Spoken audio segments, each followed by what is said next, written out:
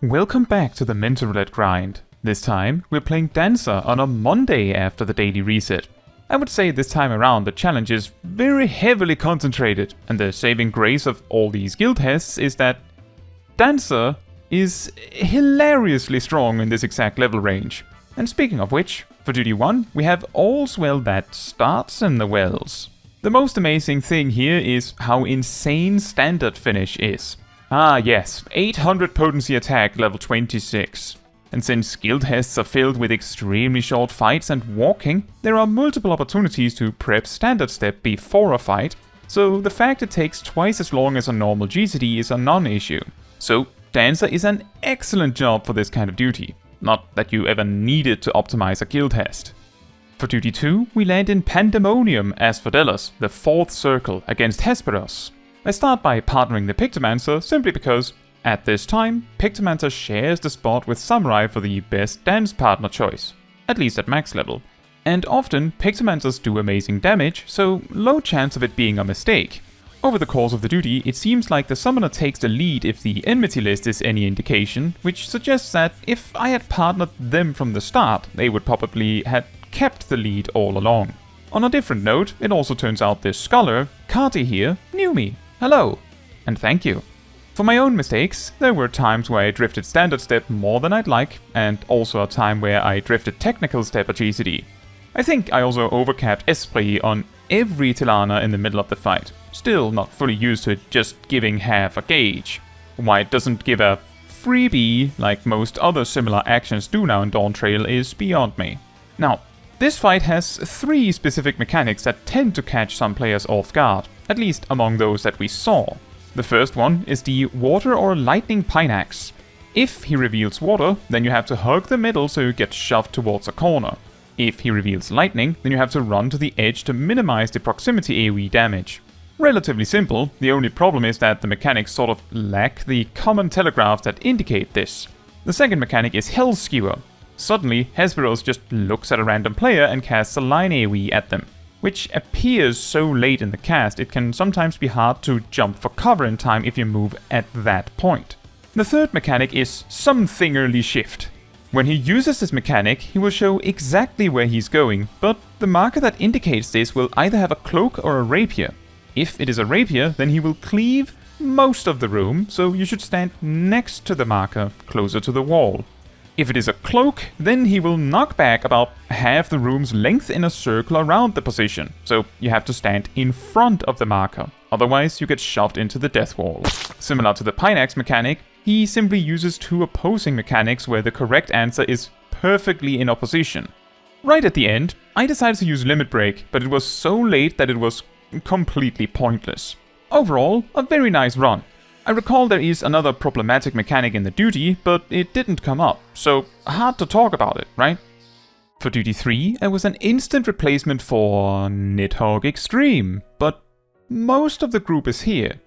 I've never done this duty synced before, so I don't know what mechanics matter, so I ask.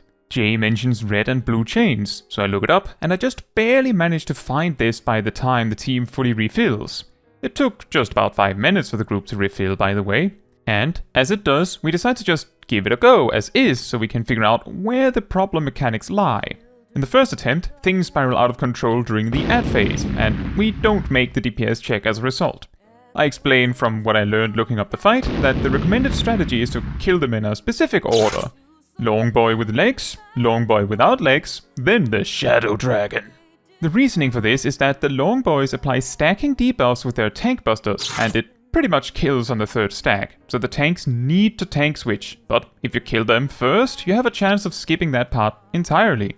On the other hand, the Shadow Dragon is entirely avoidable, so killing it first doesn't reduce the damage you take much. Once we get the disconnected DPS replaced, we get ready to go again. For the second attempt, we still have some problems in the ad phase, but we make it past, which then leads us to the humanoid phase.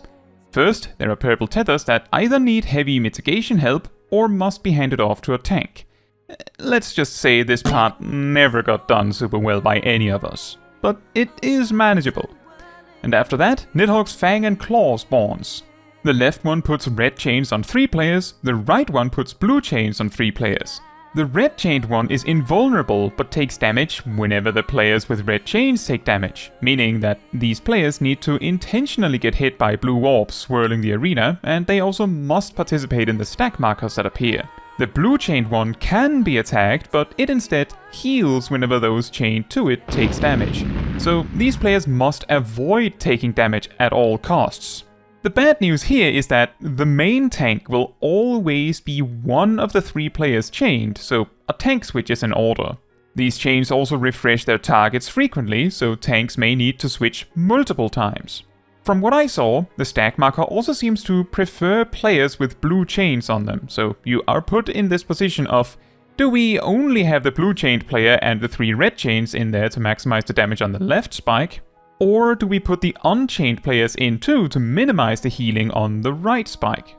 Unfortunately, we did not make this check, partly because the tanks didn't know they had to switch for this, but also just due to the general chaos of the mechanic. One of our tanks leave, and we wait for a new replacement while going over the chains and tethers mechanics from that phase. In this attempt, the ad phase goes a lot better, and despite there still being massive issues with the tank switching on the chains, we managed to power through the healing. Which means the next task is the final phase, where Akmorn serves as a sort of soft enrage combined with a sort of body check.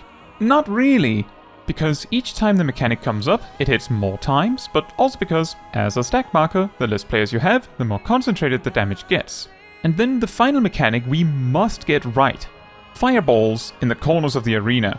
These kinds of fireballs tend to explode in cross patterns, so from this, the safe spot will be in the center, and then fireballs spawn in the center, so in, then out. Except he also puts these black telegraphs under us, and uses hot wings, so we actually needed to stand a bit out while in the safe spot for hot wings, bait the black telegraphs, and then run in, then out. Which is, not what happened. This time, we lose 2 DPS and a tank, and some in the group appear to lose hope, but we stay in, waiting for replacements just the same. And that is when Wolfhard joins. This guy is not only shocked we wiped at all, but is so confident this is easily overcome that we go with 6 players. So we do. And when the ad phase begins, we get a pair of summoners joining in, expecting Thorn March apparently. The ad phase is not an issue, and the purple tethers we now can overcome with a bit of shield and the power of the echo. And while the chains still didn't go exactly perfectly, we easily overcome the blue chain and finish off the red chain. We even outright skip the pillar soak mechanic from the previous attempt. Unfortunately, the fireballs still are a bit hectic and we lose nearly half the raid to just that, causing the next Akmorn to snipe more of us. Ultimately, we go down to the onslaught of more Akmorns. But we were so close that we just go again immediately. And this time, let's take it play by play. In the beginning, we get Nidhogg all the way to 84% before the phase changes. I almost die from a miscalculation on the flybys. Unfortunately, Jay goes actually down to a similar miscalculation. Nidhogg comes back momentarily and then leaves at 80% to go on to the ad phase. We get both of the dangerous ads down just as the second tank buster comes through, no worries at all. The humanoid phase begins, and no one dies to either the AoEs or the purple tethers. As the spikes spawn, we have a nicely timed tank switch so the blue chains get as little healing as possible, leading to the blue spike dying much faster than the red one. And we even get to sneak Nidhogg down to about 35% before he remembers to phase change, which he normally did at 40% before. For the flybys that initiate this phase, Jay goes down again. But with only 1 death, this is very manageable. The first Akmorn comes and everyone lives. And then comes our nemesis, the fireballs in the corner. And most of us take a step back to make space. Arguably, this did not go perfectly, but some of us that needed it managed to find somewhat safe spots. We lose Nova, Sindre and Jay as a result though. And then comes the second Akmorn with 3 players dead. This takes everything from Tatsuya to keep us afloat, but no one dies. We get everyone back up, but a sudden turn of Nidhogg to try and work the tank switch mechanic snipes both me and Himawari with the fire breath. The next fireball mechanics show up, and Wolfheart concludes the only thing that helps us here is a tank limit break, which does in fact save everyone, and Nidhogg goes down. Amazing performance, and I also think amazing growth from all the players that were there from the start that had to learn the fight. I'm very glad most of us stayed through to the end. I think one thing I learned from Wolfheart here is that if you have enough players that you can at least progress in the fight, it is worth it to just start pulling. At worst, if you survive just 3 minutes, you will build the echo so that when you finally get some replacements, you can beat over the boss with sheer numbers. This doesn't always work, obviously, and going when you're clearly outnumbered can sometimes also just cause players to feel compelled to leave even faster out of annoyance. But I do think it is a great starting point. There's also the sneaky little detail that I'm pretty sure you can't just leave during a pull. For Duty 4, we go to Rathalos Extreme, and this time, which may sound familiar, our tank just dips immediately. We talked a bit back and forth while hoping for a tank replacement, but after waiting around 5 minutes, I suggested we could try, just to see how far we can get. I'm pretty sure if everyone in the group is solid, then we can do this as 3. I also warned the healer that the big boy in the ad phase requires heavy healing, and I was also ready to kite it, just to make sure. And so, we go for it. The first phase takes an unexpectedly long time, I feel, but we have pretty much no mistakes throughout the intermission, and we do make it to the ad phase. And we even beat the big boy. This seems very promising. Then, the second phase. Things start pretty okay. Our bard, Tinalstra, also goes out to solo the stack marker, which is probably for the best as a 3-man group, but then Lichal joins the fray, and as if everyone was distracted by this addition, Tinalstra dies, both me and Bietka get smacked by the follow-up, I get sucker punched, and before Bietka can regain their footing, new stack marker, boom, wipe. All I could do was try to reassure Lichal that it didn't go this poorly the entire run, and we went again, and with a normal group size, phase 1 took around the time I'd normally expect. And the big boy was easily dealt with too. However, phase 2, again, is when things get weird. Not immediately, but let's take it step by step. For the first stack marker, it went on Lichao, who simply invulned it. Then Tinalstra gets hit by the follow-up and is also handed the stack marker after that, but it gets interrupted by the first down. At this point, it seems we're not exactly in agreement on what needs to be attacked. Usually, the tail is dealt with first, because when the tail cut happens, it cuts the down phase short, so you don't really want to do half the tail at a later point, unless you can very carefully manage your damage to cut it right when the phase was going to end anyway. Instead, we just barely don't make it. Rathalos decides to get its rematch with stack markering Tinalstra, which works out fine.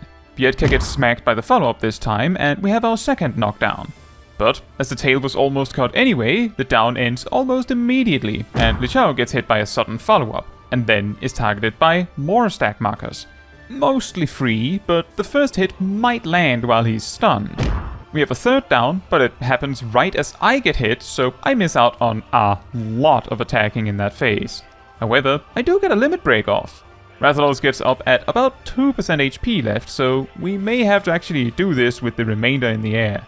Finally, I get a stack marker, and Lichao covers me. I see it and come back to make the most of the cover, which is much safer than letting me take the hits by a hair. Tinalstra gets smacked by the follow-up, and Lichao gets another stack marker, but before it can really get underway, Rathalos drops to the ground and immediately dies. Very nice.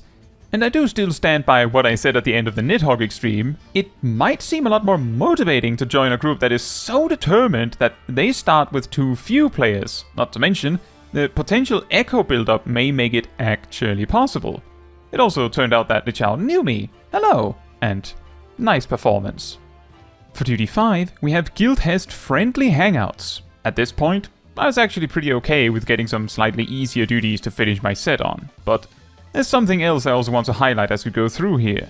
There's a massive difference between being in Guildhest jail because a player is spamming a specific easy one for quick commendations. Another is when it is clear someone is working their way through the Guildhests. In this duty, I would also say the Dark Knight did play as optimally as they could, so that's also a plus. For duty 6, we go to enemy Strongholds, and this is where our second squad working through guild tests enters the fray. Both of the teams are tank and healer duo queues, and something that is important to keep in mind is that enemy Strongholds comes after enemy parties and on top of the Pantaloons. This group also went through efficiently. For duty 7, we go to enemy weak holds again, and we see the first duo pair again, who presumably did over the belt buckle in the meantime. Again, nothing much to say here, we went through rather easily.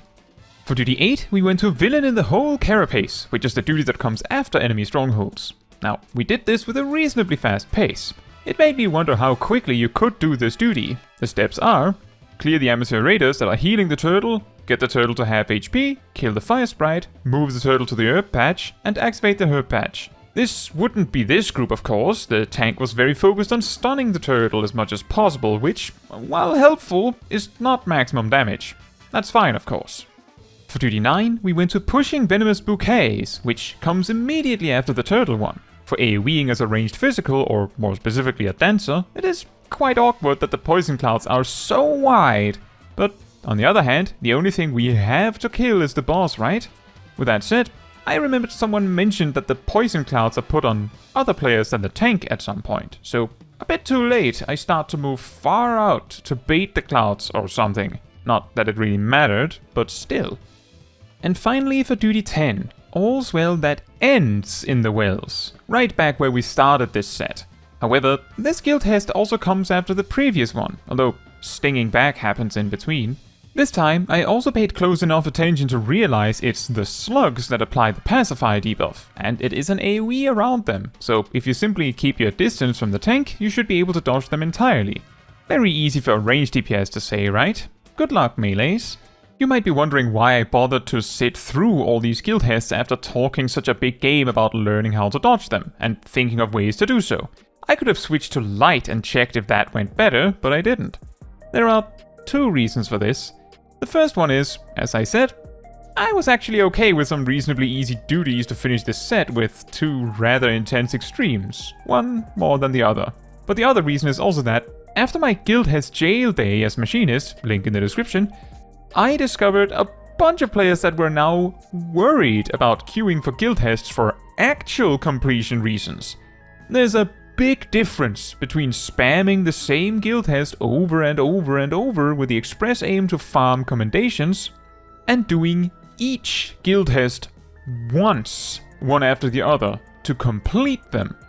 There's nothing wrong with that. Also, as I said previously, spamming the same guild test is also perfectly legal and allowed, even if it can be a bit dull and mildly annoying, you're perfectly allowed to do that. I just find it far more okay when there is a clear end goal that is reachable in short order, such as doing each guild test one at a time. With that said, despite the heavy emphasis on guild tests, I think this was a great set with some interesting fights. Now, that is all for this video. Thank you so much for watching. If you would like to support me and my channel more directly, you can become a member like these wonderful people here. You can also alternatively support me through Ko-Fi, link in the description. You can also support the channel by letting the YouTube algorithm know by liking the video, leaving a comment, subscribing, sharing, and hitting the bell to get notified when next I post a video. Fun fact, originally, Standard Step and Technical Step were abilities that activated the global cooldown, like many other specific abilities do, like Ninja Mudras. This was changed early on in Endwalker because the long time period where the dancer would not be doing anything that qualified as an actual GCD meant it was rather common for the dancer to completely miss the window to empower a Reaper's Plentiful Harvest. That's right, this change was made to help Reapers, not dancers.